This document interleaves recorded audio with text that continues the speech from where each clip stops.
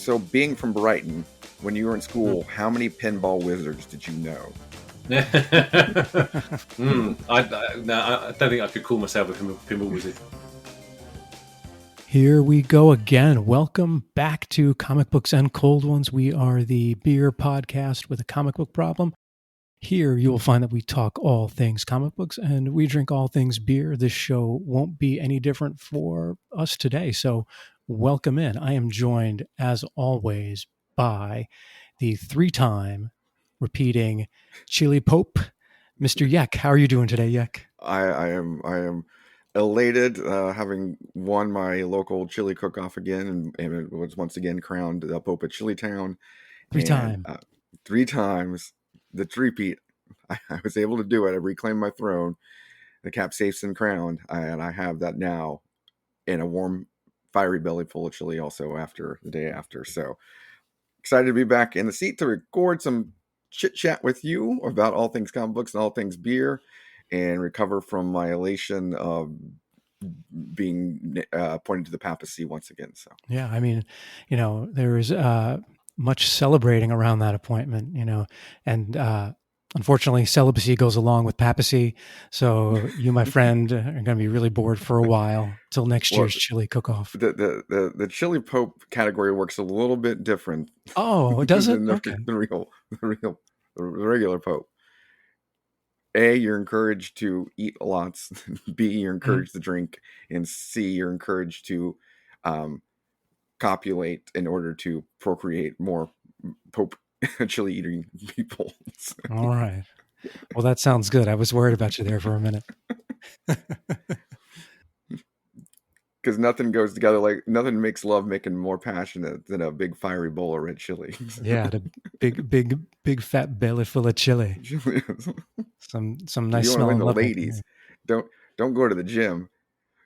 Go to the crock pot. That's what I'm saying. That's where it's at. Oh, that sounds like so much fun. But chili cook-offs are fun. Yes. That is awesome that you are the champion again. In all seriousness, congratulations, sir. And if you want to know more about that and get recipes from me, you can email us at cbcopodcast@gmail.com. Hit us up at Twitter at CBCO podcast.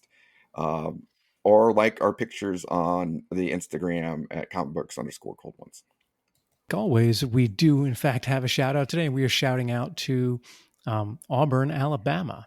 Interesting. I've never heard of Auburn, Alabama. I wonder if there's something there that other people may have heard of. Have you heard of anything there? Populated by war eagles. War eagles. Interesting. Wow. Who would have thought, to right? this day, I do not know what a war eagle is. And anytime you ask somebody from Auburn, Alabama, or attended said university in Auburn, Alabama, they can't explain what it is. The Wikipedia page doesn't even have a real good description of it is. So, you listener out there, yes, if you could write to us and tell us what war eagle means and why you say it at football games, we would be greatly appreciated. Yeah, and why, if you're the War Eagles, is your mascot the tiger? Have also been very curious about that. I guess it's just an Auburn, Alabama thing. Yeah, Auburn's the Tigers, right? So is Clemson. So is LSU. And Clemson and LSU both play at stadium called Death Valley. Is Auburn Stadium also Death Valley? I don't know. Or is it War Eagle Stadium? It's probably War Eagle Stadium. It is Jordan Hare Stadium, of course. It's the 11th largest campus stadium. Ooh. Yeah. Did not know that. I did not know that either. I wonder if there's anything to do in Auburn, Alabama. What do you think? There's the Fidel House. There is. Oh, yeah. It doesn't look like there's anything else to do in Auburn except go to college. Yeah. The widespread use of War Eagle by Auburn devotees has often led to outside confusion as to Auburn's official mascot. You think? Yeah, they might want to work on that. That's a branding issue. It is a branding issue. It's probably a little confusing to freshmen at the school. They don't know who to root for. Yep. So this is something for you to guess. How many War Eagles have there been? What Oh, what number are we present on for War Eagle? there's a number of them. Yeah, so they have a live eagle Oh, how many do they have? Okay, since 1892. 12. You're not too far off. They were presently on number 8, but there was a period between 92 and 1930 that they didn't have any. Then in the 30s and the 60s, they constantly maintained a War Eagle. Yeah, Great Depression War Eagles were hard to come by. All They the were breeders went just out of business. you used to be able to go to the store I before the market know. crashed and just buy as many goddamn War Eagles as you wanted. I know. They had a really good War Eagle store in Tuscaloosa, my understanding. Put them out of business. Well, enough talking about Auburn, Alabama. Yeah. We are going to talk Yes. about something else that begins with an A, just like Auburn, Alabama. What are we talking about today, K-Mac? Well, today we are going to talk about the Image and Top Cow, actually, comic book called Antarctica. We will have our special guest, the writer of said series, Simon Birks, joining us here shortly to talk about what it took to write this book and why everyone should buy it. So we're really excited about that. We have never met Mr. Birks before, and we're looking forward to meeting him today. Yeah, it should be a fun, interesting conversation.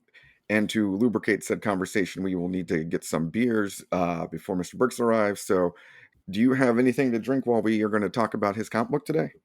Well, of course I do. This is Comic Books and Cold Ones. I definitely do. So my beer is from a local brewery called Wolf Haven Brewery. It's pretty close to my house, like 10 minutes away. So it was really short trip, which I appreciate when I'm going to a brewery. Short trip there, short trip back. But my beer is an English style bitter for today's show, which I think is semi-appropriate considering Mr. Birks is from the British Isles. Mm-hmm. And my beer is called This Side of the Pond. And I got myself a crowler of it yesterday when I visited said brewery for the first time. So yeah, it comes in at 5.2% ABV. And like all English style bitters, it's a little malty and a little bitter. And it was pretty tasty yesterday. I had a flight of beers that I'll post to the Instagram account and the Twitter account after today's podcast. And what was the name of that brewery? It is called Wolf Haven. Wolf Haven. Wolf Haven, WLFAVEN. So it's a sanctuary for wolves. It's an aven for wolves. I don't know what an aven is, but and not regular wolves with a U. Wolves with a U, yes. Yes, so. Wolf Haven. Mm-hmm. But it's apparently been around, it's been open for about a year, and I didn't realize. I thought it was open a little longer. So, man, you're sliding. I know. Slipping on your local brewery knowledge. I'm quite disappointed in you. Hey, I've visited several breweries for the first time in the last month or so. So I'm actually increasing my local brewery knowledge here. Good job. Good job. I know they're there. I just haven't been to them. What about you? Did you bring anything to drink today, sir? I will be enjoying a beer also from Great Britain, the island, in honor of Mr. Birks and his heritage. I think this is a repeat beer for us. I am drinking from Witchwood Brewery, Hobgoblin Ruby Red Beer, 4.5% alcohol. It's a fine English style red ale that I've had a number of times. The distinct ruby beer brewed with roasted malts delivers sweet caramel and fruit aromas to tease the taste buds. Expect a delicious, full-bodied, rich, smooth taste with notes of toffee, figs, raisins, dates. Drink legendary. Wow. Now, is Hobgoblin the name of the brewery? No, Witchwood Brewery is the name of the brewery. Okay, then I've had that beer. Yes. They used to have it on tap down here at the Independent. Ah, it's a fine beer. It's one of my favorite regular beers we can get in the States from Britain. Yeah, I haven't seen it down here in Florida in a little while, at least in my area. I'm on the lookout for it every once in a while. You have to go to the Total Wine and look for it in the import aisle. Every once in a while, they swap that out with other ones. And where is Witchwood Brewery located in Great Britain? I haven't ever looked. Marston's Whitney, United Kingdom. It'd be Whitney, just north of Dunkington. Dunkington. Oh, the birthplace of the slam dunk. It's awesome. Near Oxford, in Oxfordshire. Then. Yes. All right. Yeah. So when I visit you, I'm gonna have to go to Wolfhaven because English style bitters are my favorite, styles. I know. So I can just pull up shop and drink as many as I can. Did you try any other fine beers at Wolfhaven yesterday? I sure did. I had a flight, so they had a Czech dark lager called Dark Helmet, okay, which was pretty decent. I had another one I had their Fest beer called Festivus for the Best of Us. And I also had an IPA from them that was called, I think it was a cold IPA, called Never Bothered Me Anyway, which is a collab with another brewery. I don't think it's a local brewery, though. That was okay. That was a little too hoppy for me, the IPA. Yeah, I had maybe my first ever cold IPA yesterday at the Chili Cook-Off. Yeah. Sam Adams makes one in their Christmas cheer packet. My buddy brought the 12-pack of it, and it was interesting. Yeah, I just purchased that sampler pack today, actually. Oh. Yeah. I did around the world at Sam Adams yesterday with it, so yeah. Nice. And I'm not feeling it at all today, at all. So, cheers, sir. Cheers to malty goodness. Mm-hmm. Yes. Fine, yeah. I can always taste the caramel notes, but I don't think I can taste any figs. Yeah. Or any of the other things that are supposed to liven my taste buds. But it's a good beer. I like it a lot. Yeah. And great can art. Awesome. Yeah, I like the logo for this brewery. It's a wolf with glasses on. Oh, it's very educated. Very educated wolf who's very conscious about, seeing the doctor, making sure his eyes are healthy and up to snuff. I mean, most wolves wear contact lenses. So, because, you're running through the woods, you can't. Very image conscious. The lupine community. They sure are. I mean, imagine running through the woods, your glasses get scratched, you can't see your prey. Contact lenses would solve that, but not this one. Not the one from Wolfhaven. Not at all. They don't want the foxes to laugh at them. Yeah. Nerd. Look at that nerd wolf over there. Okay, well, I think we're ready to welcome in our guest here. And so we have to welcome into Comic Books and Cold Ones today, Simon Birks, the author of the Top Cow, I believe, Image Comic Books Antarctica. How are you doing today, Simon? I'm doing very well, thank you very much. It's a lovely Sunday for me here, and I'm very happy that it's just a decent time of the day for me to be sitting down and having a chat, and also having a cold one. So there you go. So it all fits in. And for our listeners, where are you calling in from to talk to us today? So this is. So I'm in.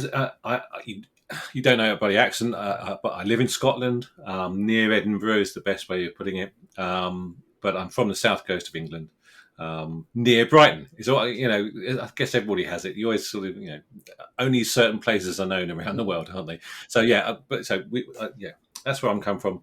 I moved up here about 5 years ago. And I was doing IT at the time, IT contract, and that's just where my next contract was. But obviously, fell in love with the place, and then COVID happened, and here we are. And and we'll get onto it later on. But I run a publishing company, and it's just gone it's gone from strength to strength. Whilst I've been in Scotland, there's been a big support network and sort of nurturing sort of thing. So yeah. So being from Brighton. When you were in school, how many pinball wizards did you know? I don't think I could call myself a pinball wizard, but yeah, it is one of those things, isn't it? Yeah, there is. I used to frequent the arcades, such as they were back then. With the with the normal things. The Star Wars game is actually what I used to be. I used to be able to clock the Star Wars game, where you had like the three different things. Oh yeah, the triple game. Yeah. Like vector graphics, I guess you'd call it back then. And there's two arcades. One had a stand-up version of it, and the other one had a sit-down version of it. So, and depending on which was free, I prefer the sit-down one because I'm lazy, naturally. But if that wasn't available, I could go literally across the road and stand up and play that. And I do remember one time where me and a friend who's also very good at it, basically we clocked the machine. Yeah, we clocked the whole machine, and they were so annoyed that they turned like a whole bank of machines off, and like a very localized power cut in the arcade, which happened to be our machine. But that was a sad. But anyway, that was my misspent. I don't think it is misspent. It was a greatly spent childhood, sort of doing that. I do like the fact, though, the stereotype lives up that people from Brighton are good at arcade games. Yeah, good enough to clock it. Yeah, the Dragon's Lair, when that came out. Oh yeah, I remember that. I got to the stage on that one. Yeah, well, I could do it looking with my back to it. Just you listen to the sound cues, and you could just hit the joystick, which basically that's what it was. And you could get all the way through Dragon's Lair without even watching it. Which I considering you're spending, I don't know, an amount of money each time, you probably weren't getting the most out of the game. But for bragging rights alone. Not that was a thing back then. It was good. So. Now I'm in awe because I could never get past the 5th scene or so on Dragon's Lair without having to put more quarters in. Yeah, it was just a machine to eat my money. That's all I did. I'm a first scene guy on Dragon's Lair. I couldn't get past the first scene. Yeah. But it always looked so cool. Yeah. It was all right. It was a precursor to a lot of stuff nowadays, I guess. But yeah, it was good. So, Simon, you said you brought a beer to drink with you today. What type of beer did you bring?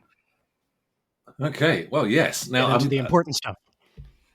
To you, indeed. I went to the supermarket. I'm not a great beer drinker. When I do drink beer, I drink it in a shandy format, which I will be doing today, which is basically half lemonade, half. And when I say lemonade, I don't mean cloudy lemonade. I mean half Sprite, let's say, and then half lager. So I went there, had a look. I think it's possibly the first time I bought a bottle of beer whilst being in Scotland. Gives you an idea. And I chose one called Brooklyn Pilsner because it had the word Brooklyn in it, and I thought, well, at least that's got it's got a connection with the good old US, and also it has the word crisp in the title and as we were talking about Antarctica. I thought, well, crisp is probably a good title or good word to have in the tagline. So. That works out perfectly with how we run our show. Yeah, that is exactly on point, on theme for sure. Excellent. Now, I'm yet to open it, so who knows what's going to happen when I open it? But yeah, feel free to get going while we get ready to pepper you with questions here. Let's do that. Yeah. Okay. Now, when you drink beers, do you normally drink them as a shandy? Yeah. The straight beers were for my youth. When I was a bit older than playing Dragon's Lair, I sort of we didn't do this. But of course, doing this kind of live is quite difficult because of the immense amount of foam which is possible to. And I'm also obviously got a tankard as well because why not? This is a reward from one of the Kickstarters that I backed, so I had to use it. Nice. Now you saw how we chose our themes and things by naming it after beers. How'd you come up with this comic book Antarctica, with the setting in the tundra? Because as far as I can tell, you wanted to come up with the most complicated story ever told about a tundra environment. Yes, indeed. And it doesn't let up in its complicatedness. There you go. That's not a word. I like single location things, I think is the truth of it. I like, I always quote sort of like the film Phone Booths, which is just sat in the phone booth. But, so, and I guess it like plays, I like obviously watching plays, and they were generally, set on the stage, and a lot of the time you only have one location. So, and I guess there are a few locations you can do that sort of on Earth. So I think, or off Earth even. So, bottom of the ocean, Antarctica, space, it's that sort of thing. So, and I'm a big fan of the thing. I mean, who isn't? So I think that's probably that would have come into it. I wish I could remember what made me think, okay, I can, of the Hannah's story and the fact that when she gets there, what happens when she gets there.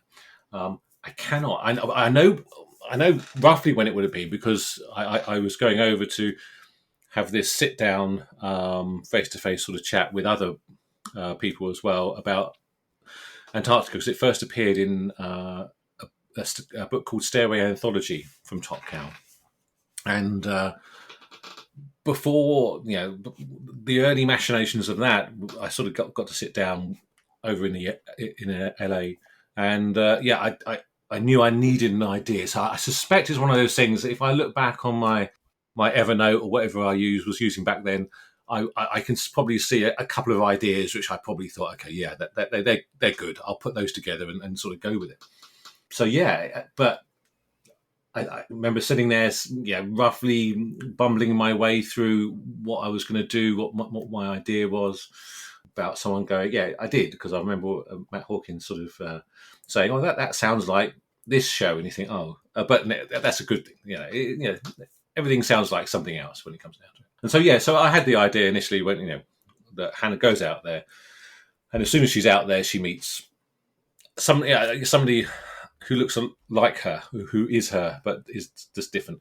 So so that came up, and but yeah, there's a whole backstory to that as well. I mean, because initially I saw this because Top Cow are running a Kickstarter for their Stairway book, and one of the rewards was I think limited to 10 people, but if you were lucky enough to see it in time, which I was, and back it and have the money to back it, which I had at the time, then you could actually just say, literally all I had to do was click a couple of buttons and I was going to get a story in a Top Cow anthology. So that's what I did. So I was amazingly lucky then. So we went through that process and created the story, obviously with their editors, and it was published a couple of years ago, the Stairway Anthology book. And then, and then I kept in contact with them, and they sort of said, "Would you like to, pitch it again, or pitch a longer version of it?"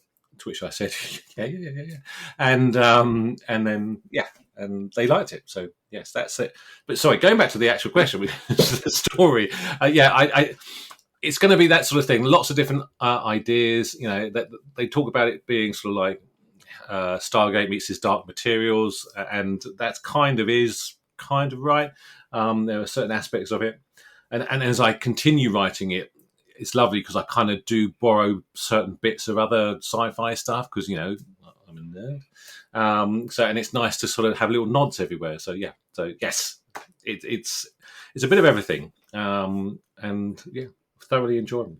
Yeah. So when I started reading it, you kind of the medias res thing you're throwing right in there, but you set it up to be this daughter's quest for her father, and I was like, oh, okay, it'll be an interesting story. Then you're like, oh yeah, there's also this multi-dimensional collapse of time going on, and then for people that haven't read it, there may be clones, and then I was like, what? Yeah, I was trying to, I'll admit I had to reread it twice and start. I had to make a murder board. I wonder whether it looks like my murder board because it's the same sort of thing writing it. You think, okay, but yeah, it's a lot of fun. And yes, the other thing that I thought of the other day that I haven't mentioned yet, but I mean, certain things like Orphan Black, it will have. I mean, I have watched the first couple of series of that. I didn't watch too much more, but it's that sort of feeling about it. That there are different people and different versions of the main character, and that's kind of something which is being it's kind of being explored. Is what happens if at certain junctures you make different decisions and what comes out on top. So it's a lot of fun, and I mean, who thought I'd be writing like a sci-fi mystery thriller book? I did. I do. I love writing it. I love coming up with the cliffhangers and the surprises and all that sort of stuff. Right. And so you had mentioned earlier that you have an IT background. Yes. So how does one get from the IT background where you began to writing a comic book that's currently being published? Now you're on this great podcast. Yeah. How does that all, what is the line that takes you from where you started to where you are now? Initially, when I was 11, it could be a long talk. No, when I was, I wouldn't think there was a poetry competition at school, and and somehow I was in the top tier of people who wrote this poem, and I wouldn't have considered myself, gifted in any way writing wise, but clearly I was. Okay. Clearly I was okay. Clearly I was in the top tier. So really, it's so that kind of really did set me going, realizing that maybe I can do this, and so writing has been my passion really, and it continues to be my passion. So I write poetry, and then short stories, and then short plays, and then novels, and then all short films and screenplays. I write those as well. So I write a whole load of things during the time whilst I was doing IT. I started doing IT when I was 18. And again, did a lot of kind of different roles in IT as well. But it was about, I think really the first machinations, the first looking at turning some of the film scripts that I had into comics, or trying to adapting them. I'm not a person who thinks, one film script equals one comic. I'm not like that. I do appreciate that there's actually a lot of skill involved in turning one to the other. And but I've always been a very visual person when I write. That's how I see it all. So really, I think I spent a couple of years trying to develop the first comic, the first single issue, and had a couple of people working on it who a couple of artists who couldn't finish it, unfortunately. But then had this idea, 2014, that we should go to some Comic Cons and see what the state of UK comics is like. And so, Mario, my wife, and I went to London Super Comic Con in 2014, and was very pleased to say it was a very buoyant sort of market. Lots of people there, lots of good comics. So that made me happy. But again, obviously still doing IT at this point. And picked up a couple of books, picked up a couple of anthologies from that Comic Con, because I thought, well, if there were artists who are already working in having work in UK anthologies, independent anthologies, they'll probably be more likely to be agreeable to me coming up to them and say, look, I've got this comic. And fortunately, I found a comic, an artist called R.H. Stewart, who just his style fits. The first comic was called Sinners perfectly. So he then created the first issue of Sinners, and then we kickstarted that because we again, speaking to all of the people there at the time, they said they were using Kickstarter or just starting to use Kickstarter. And so January 2015, we went to Kickstarter, looking to raise £1,200 for issue 1 of Sinners, just to get it printed and all that stuff. And literally made it over the line. Had friends and family backing and helping and supporting. And in the last, I think it was like the last day, maybe 2 days, it actually got over 1,200 just. So, and it's one of those pivotal moments, like getting the top tier of the poetry competition. It's just having got that first Kickstarter, it was really, really, really important for me, and it kind of set everything up, which is what's just happened since. So we did that, and then Mary and I we went to like our first Comic Con and tabled at our first con with our one book, and of course everybody came up and said, "Is this a one and done?" I'd say no, it's number 1 of 12, and I realised the error of my ways, that really if you're going to do your first comic book, make it a single issue, a single story, then people can actually pick it up and buy it and want to buy it. So anyway, and then that makes sense now that you say it. It does make sense. I learn a lot. But so we did that. So again, still doing IT, 2015.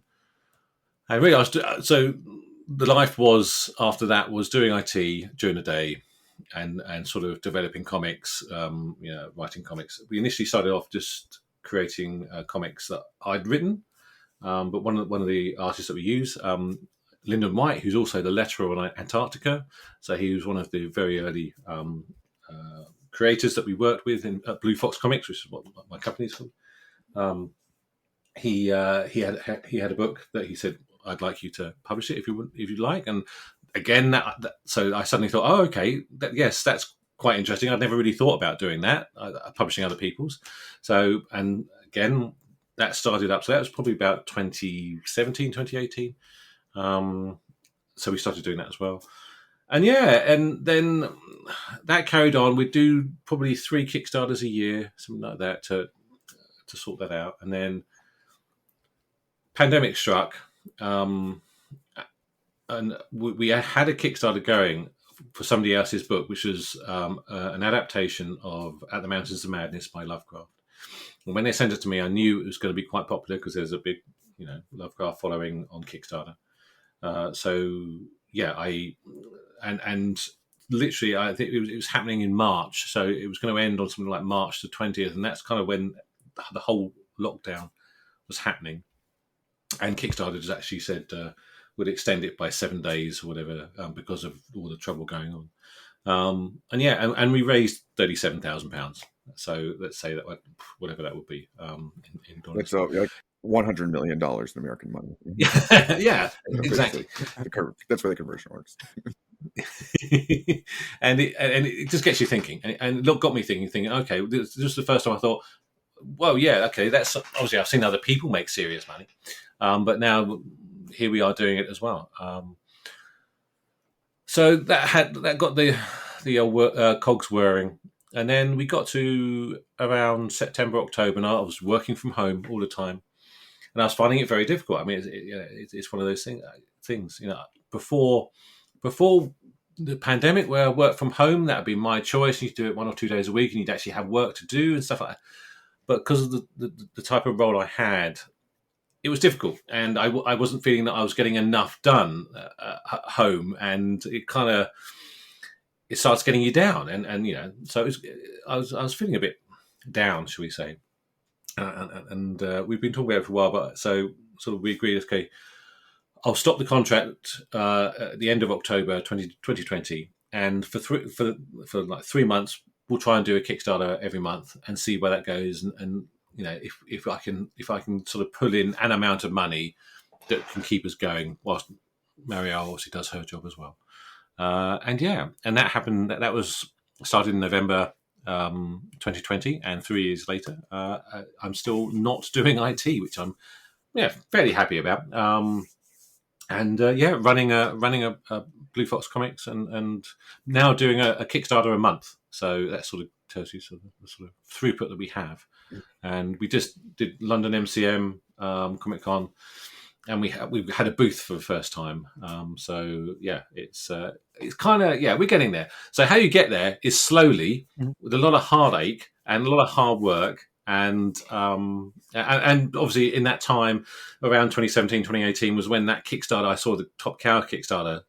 So when I was able to go over there, I was able to say, look, here are some books that I have created, so they could read those as well. So these are all, as well as being great comic books, I always thought of them as, these are calling cards. When people say, well, it's like, when you try and sell a script, people always say, well, yes, this is great, but what's your next idea, sort of thing.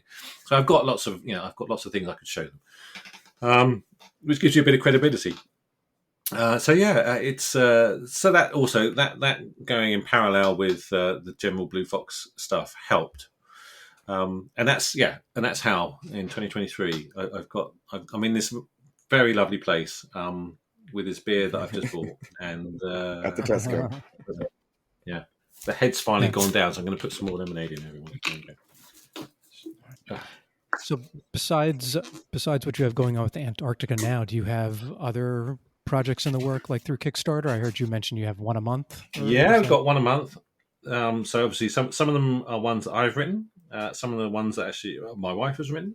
But also probably got about an equal amount which are submissions. So we've just the last Kickstarter finished probably about a week and a half ago, and that was for a choose your own adventure book, because I write those as well.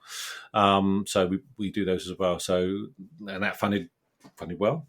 And now on Tuesday we've got a Kickstarter starting for a single issue, an issue number 3 of something called Powers Fearful and Divine, which is like a League of Extraordinary Gentlemen sort of thing, but it's Houdini and Lovecraft against Arthur Conan Doyle sort of thing, and Frankenstein's there as well. So yeah, it's a lot of fun. People like it. So yeah, we're doing that. So yeah, it's never a dull moment. That's for Now, sure. when you founded your comic book company, did you tell your wife Yes. she was going to have to make content? You're like, we need content, and so everybody's got to, the whole family's got to get involved in this.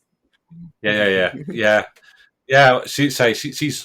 She's written as long as I have, really, and yeah. So it was always going to be, and yeah, and it's really good. It's lovely to see, and yeah. When we were in London, we had a couple of people, sort of young women that say come up to us and were talking to us about the stuff, and they were college or university. I'm not too sure which one, but we said, yeah, this is Mariel Comics, and yeah, and it's lovely to see because they suddenly get even more interested because as we all know, women in comics exist, and they're just as good as guys. So it's lovely to see, and they saw it's it. not unicorn, Jesse. No, and it's nice that they dropped us an email afterwards, and we've had a subsequent just chat with them just to talk through who we are and stuff. So yeah, I think it's it's really important. Yeah, it's nice now that we have a lot of work coming through. We have so much that now Marielle started Fox Red. So I run Blue Fox. Marielle runs Fox Red. So and now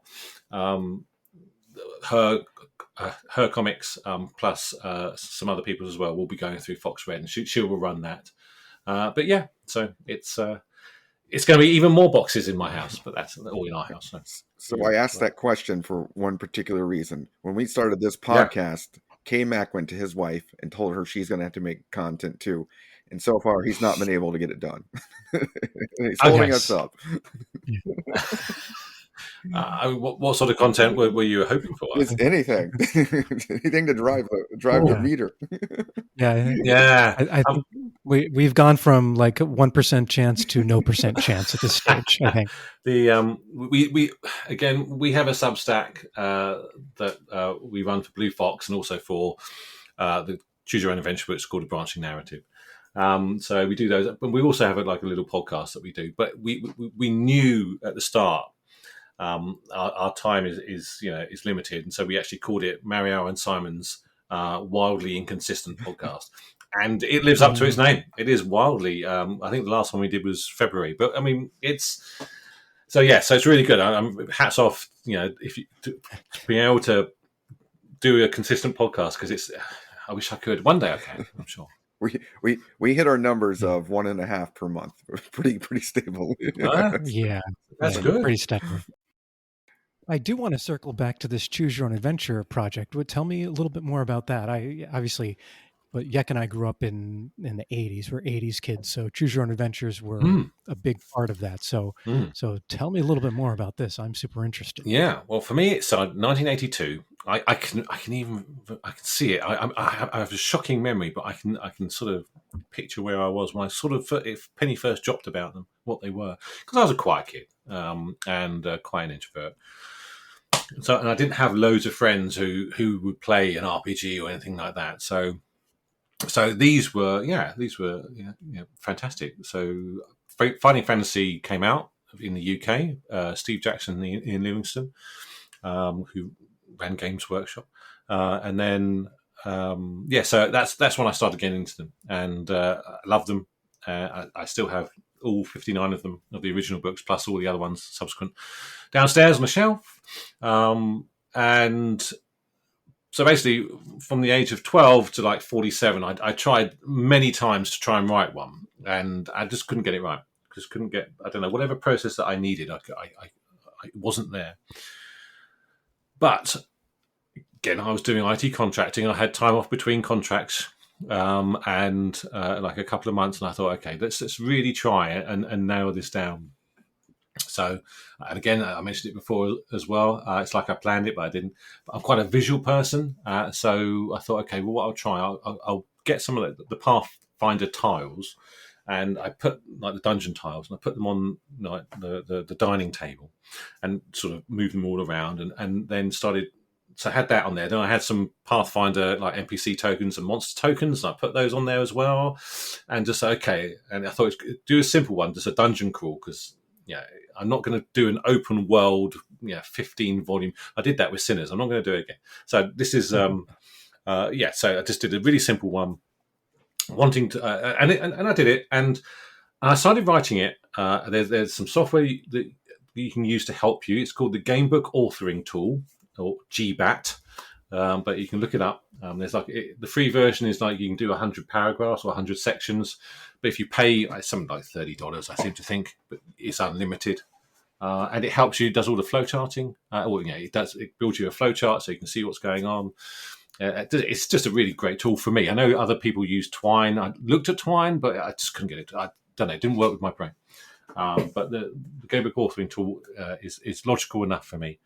And I started writing. It's called Arcane Rites, Cult of the Pajoli. And sorry, I'm just going to burp because it's gassy. And it's so I started writing it, and it was interesting because before I've written a couple of novels, and this is obviously it generally in second person. That's what I was used to with the fighting fantasy books, and then. But I wasn't getting it. I wasn't feeling it. So I made the decision to turn it into a third person. So you'd actually play a character, and they're called Dorillian, and she's a very deft with a sword, and she has to go and find her ward. Her ward gets kidnapped by a group of bad people and taken to caves. So she sort of goes and tries to retrieve her. So, and as soon as I turned it into like third person, I could write it because it was it was exciting to me because I was writing a novel again, and of course I wanted it to be 400 sections because that's what I was used to. But it turned into 700 sections, so it's this stupidly big book. It's a lot of adventure to choose. Yeah, it is. Yeah. More than I was planning on, but it was nice. It was lovely, and obviously it took a while. Then you just obviously go through the redrafts, and you realise the problems that you make and stuff. So so it took a little while to redraft, and I was doing the redrafting whilst working back at work as well. So it was one of those things that I'd always kind of be. Always be commuting on the train, so generally that was my time. If I had like a 40-minute commute, I'd sit there and I'd just try and work out this ridiculous flowcharts and stuff. So but there you go. That's what I did, and we kickstarted that. I can't remember when it was. A little while ago now, and it did very well, and people were very nice about it. I bumped into somebody.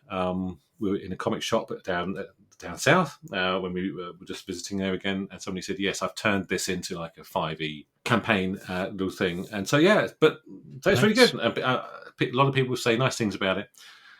And then more recently, I was adapting Shadow over Innsmouth after the success of The Mountains of Madness.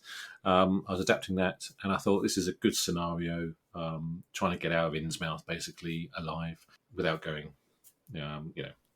insane. When you were a kid reading the Choose Your Own Adventure books, and have you thought of this as an author now? Did you keep your finger on the page and turn to see if you chose the right, and then turn right back so you knew right where you were? So you're like, oh no, I didn't choose that one, because that's the way I would do it. I was so bad. I was like, no, I don't want the troll to get me. No, I definitely did. I'd always, I think, if I wasn't doing that, I'd look, and I would really find it hard to look, because you knew obviously if you didn't see a bold number there, okay, you're dead. So that's So bearing that in mind, I do try and build clues into the books. So at one point when we were playtesting it, there's a skeleton missing a jaw in one of the parts, and you find a jaw earlier on, and of course you got the option: do you want to put the jaw in the skeleton? And if you thought about it, sounds like a really dumb idea, but of course you don't think about it at the time. You think, okay, maybe I'm helping it, and of course it just bites you, and it's just if you suddenly give it the jaw. So I try and build things in like that. So if you thought about it, you probably wouldn't do it, but it's a lot of fun. And so we did the first one was dungeon crawl fantasy, and the second one was more of a stealth book. The lovely thing about having the Choose Your Own Adventure books is that we also do, as well as doing comic conventions, we do tabletop gaming conventions. So we started doing that a year ago. and that's really nice. So it's bringing this big crossover. When we were in San Diego, we visited a couple of stores, and you generally get comics and board games, pretty similar. So that's really nice as well. So we do that. So really, the last one we actually did, I went into, I want to say, this Substack that I've got going called a branching narrative. So the idea is that every quarter I create an adventure, which is that if you're a free subscriber, you get the first room. If you're a paid subscriber, which is something like $5 a month or something, you get the whole adventure, which is like 200. I think the last one was like 270 sections, paragraphs. So it's pretty big. And last year I'd done 3 of them, so I kind of collected those 3 into a choose your own adventure book, which is the one that we just kickstarted. There you go, and now we're up to date. That's good economics, making the first one free and then charging for the next. It's proven successful over many ventures. Yeah, street dealers do. Yeah. It's just all those little things. Yeah, you got to keep going and see what works and see what doesn't work. But I enjoy doing it. So far, Antarctica does it have 5 issues published? Yes, and available now. Yeah, the 5th issue, which is the end of the first arc, came out. I'm going to say on Wednesday, and then I'm going to very surreptitiously look at the date on the 15th of November.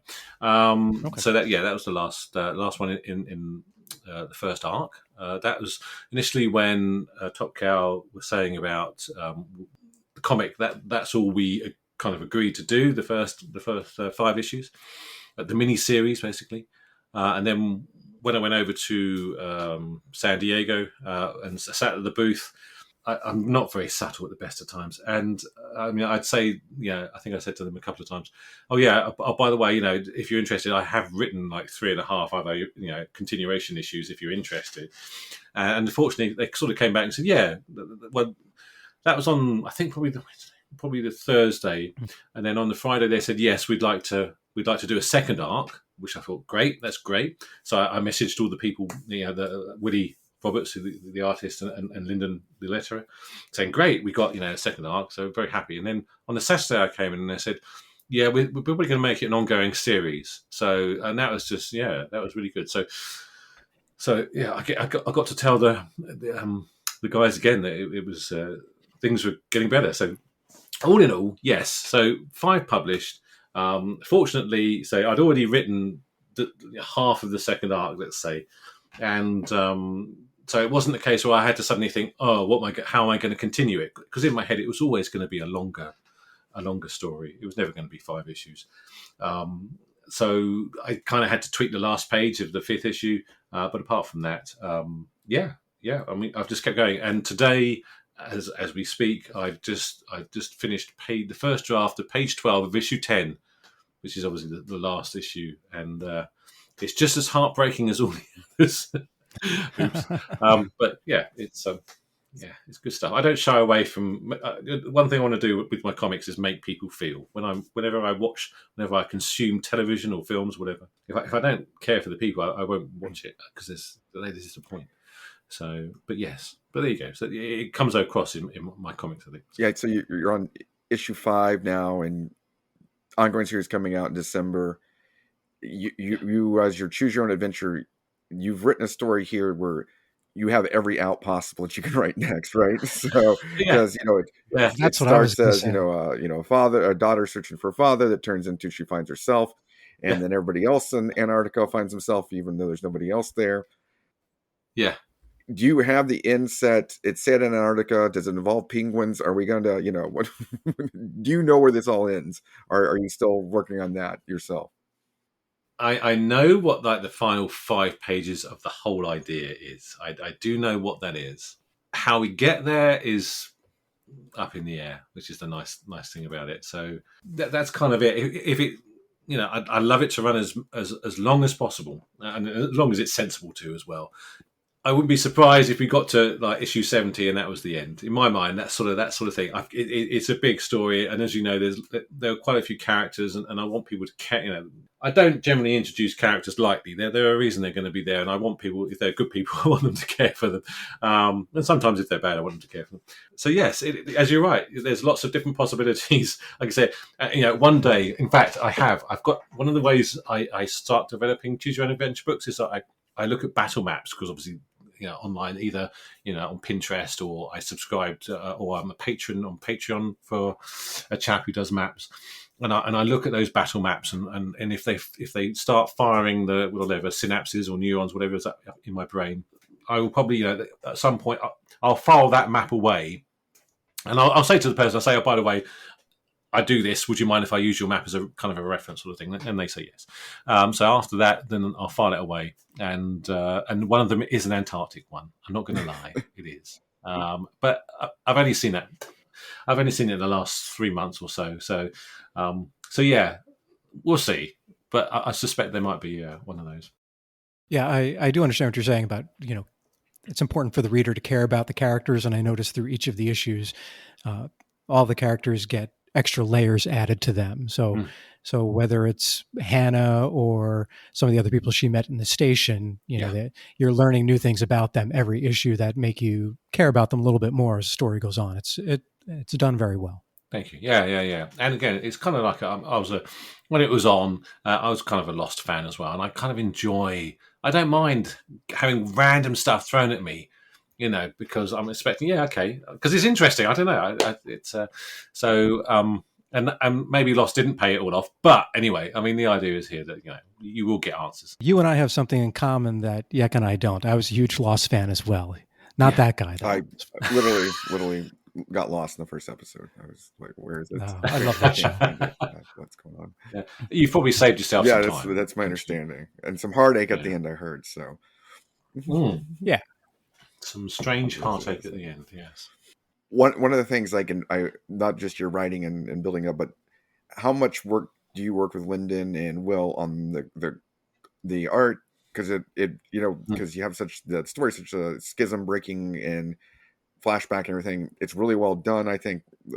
That way, the style that they're doing and stuff, and the covers themselves being kind of having that similar layout. Is that something you thought of, or how'd that come about? Because the covers alone sell the comic, I think, because they're quite bold and intriguing in the way they have the patterning. It's, I think, very interesting. And also too with the designing of the alternate versions of the same characters, I feel like that's important that they're not confused by the reader. Yeah. So that's a combination. Certainly, the covers were sort of obviously Woody's fantastic artwork. The first arc, I think, a lot of them I would suggest an idea. I think like on issue 1 with her sort of falling, like she was falling through the ice or whatever, and having like an icy cracks on the front. That was an initial idea by me, but obviously he makes it a million times better. And a lot of them we did discuss, and a lot of the first arc, a lot of the covers had a lot of input from me.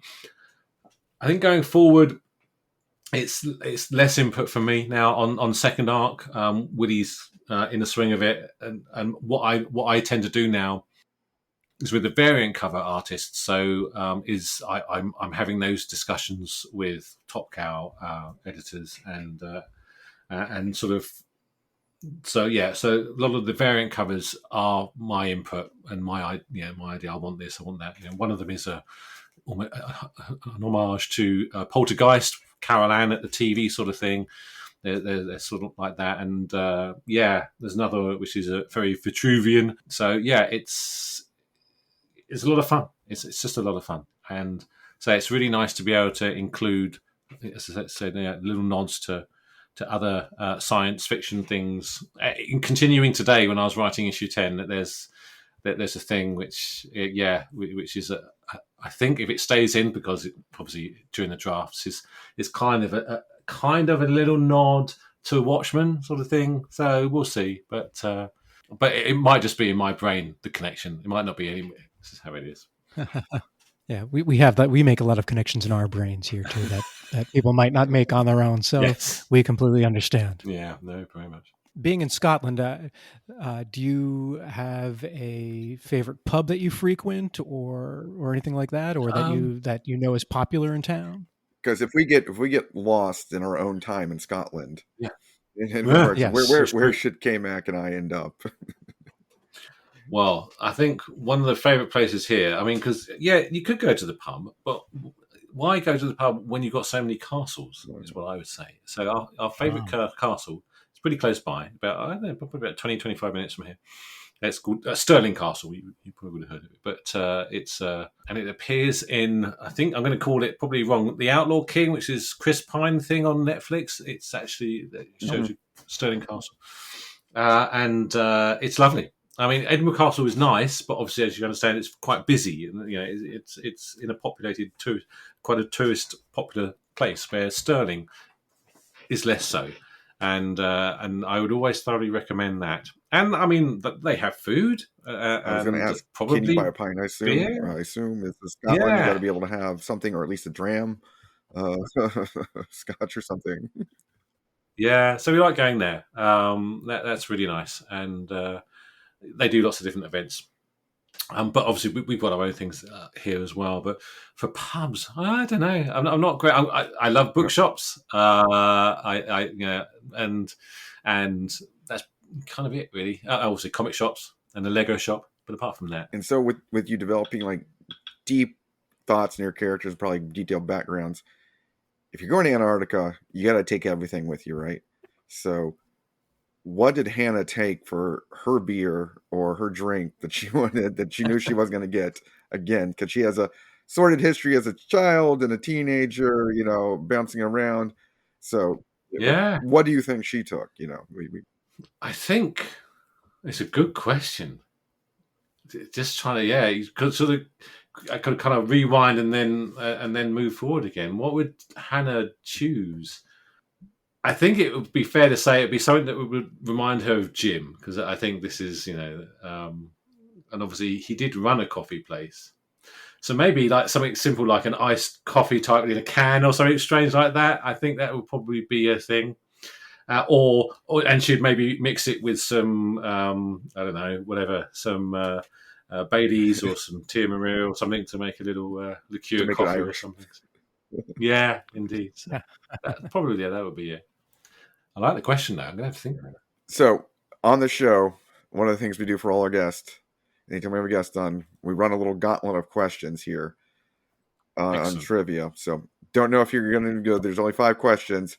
No points awarded, but we're going to run you through our gauntlet here that I came up with. Let's do it. Antarctica-themed things. So, and I already know you're going to get one of them because you mentioned something earlier, and I was going to ask you a question about that, but I was going to save it for later. So, what was the name given to Ernest Shackleton's first expedition to Antarctica? No idea. No idea. So you got to work this in the book then, because they got to find something out. So it was the Nimrod expedition. Okay. Yeah. Okay. Fair enough. I didn't know that either.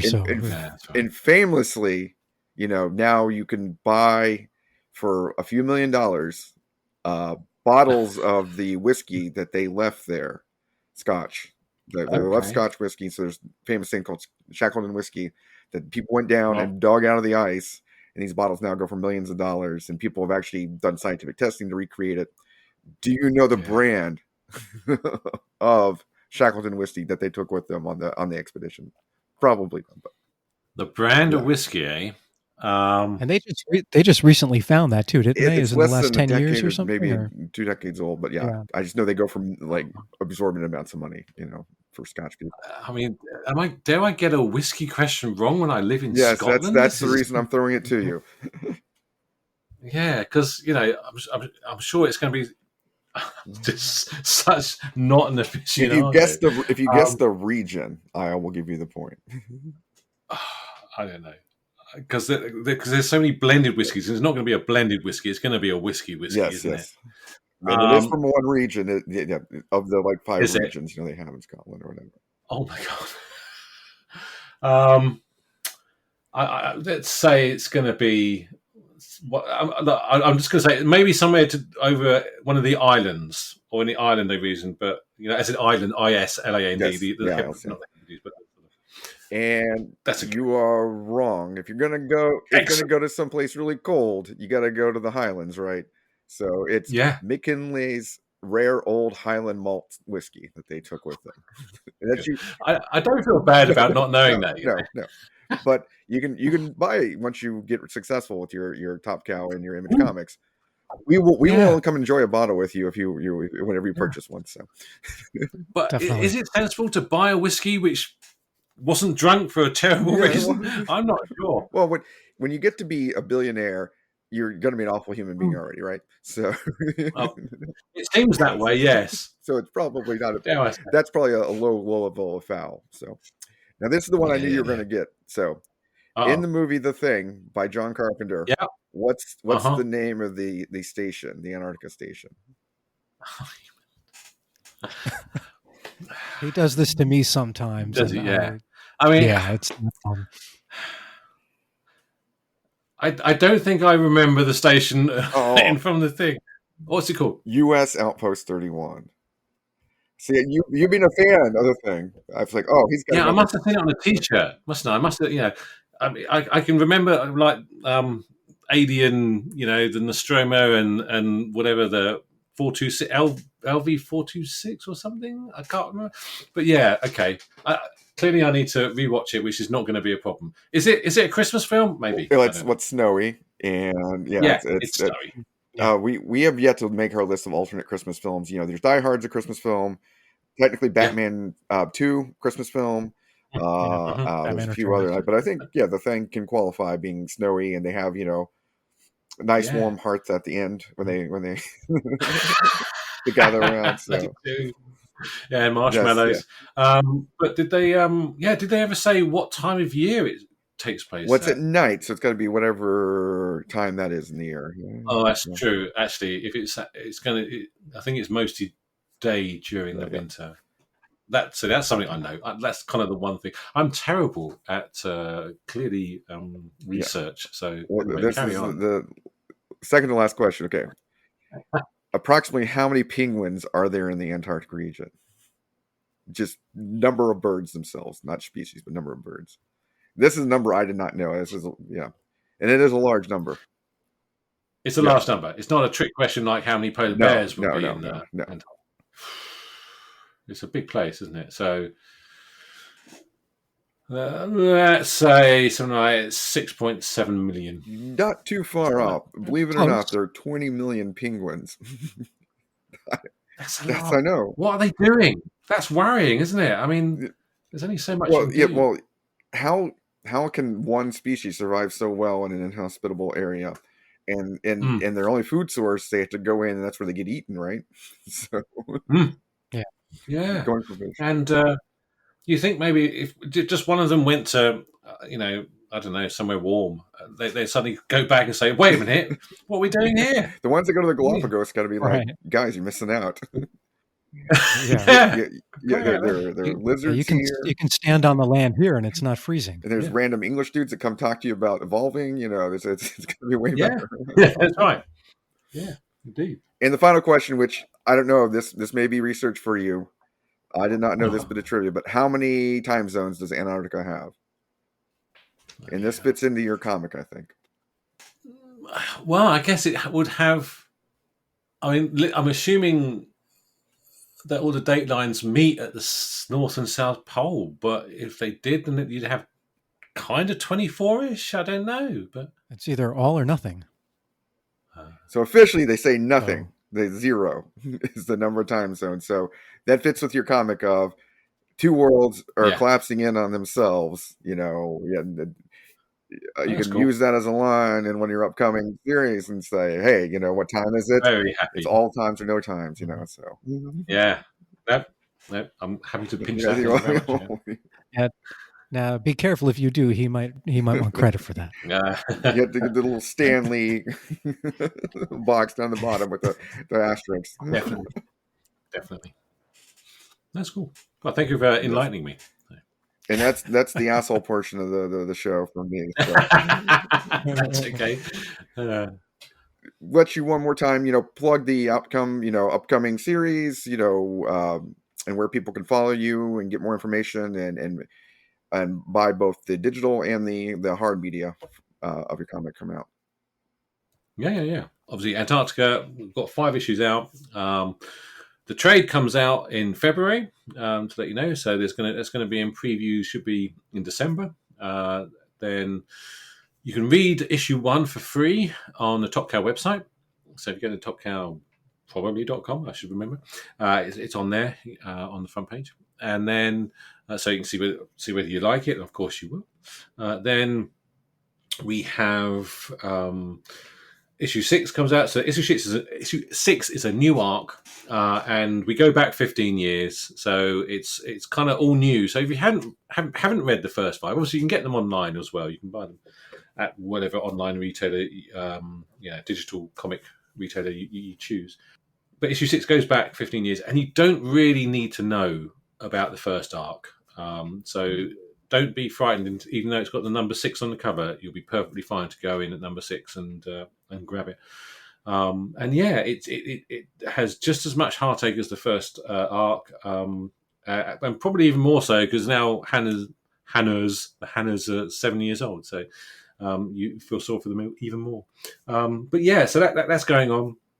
Myself, I am on social media, S Birks Writer. I mean, sort of name like Birks, but it's SBIRKS, Birks Writer, on Instagram and X and whatever. And then and on Facebook, Simon Birks Author or Writer. And then Blue Fox Comics, you can go to bluefoxcomics.com. You can have a look at all our stuff. And you can sign up to at least the Blue Fox VIP newsletter. And you get me rambling at you every now and again. And so bluefoxcomics.com. And also we're at Blue Fox Comics on social media. So yeah. That's where you said you have a Substack as well? Yeah, so the Substack, so the Blue Fox VIP newsletter is what the Substack's called. Also, whilst you're on there, if you sign up for the Blue Fox one, you'll see a branching narrative, which is our Substack, which is the Choose Your Own Adventure branching narrative, really, the Substack. So you can sign up for that. And if you're really keen, you can sign up for my other one, which is called Simon's Weird World of Writing. Now, for someone who can't say W's or R's, it's very difficult. But just do that. And and you'll get random poetry and short stories and weird stuff from me. So. Well, great. Well, Simon, we're both looking forward to seeing, how Antarctica proceeds from here. It was the first 5 issues, or I think we read the first 5 issues. Yeah. They were really good and we enjoyed them a lot. And we want to thank you very much for coming on the show to talk to us about it today. Thank you very much for having me. Yeah, it's been great. Yeah, and if you guys out there like what you heard and want to choose your own adventure through the tundra and reread these comics a couple times, because you're going to have to, because they're that, entangled and interesting. So yeah, go out and hit up those websites for the comics. Thanks so much, Simon, for being on with us. Great. Yeah, thank you very much.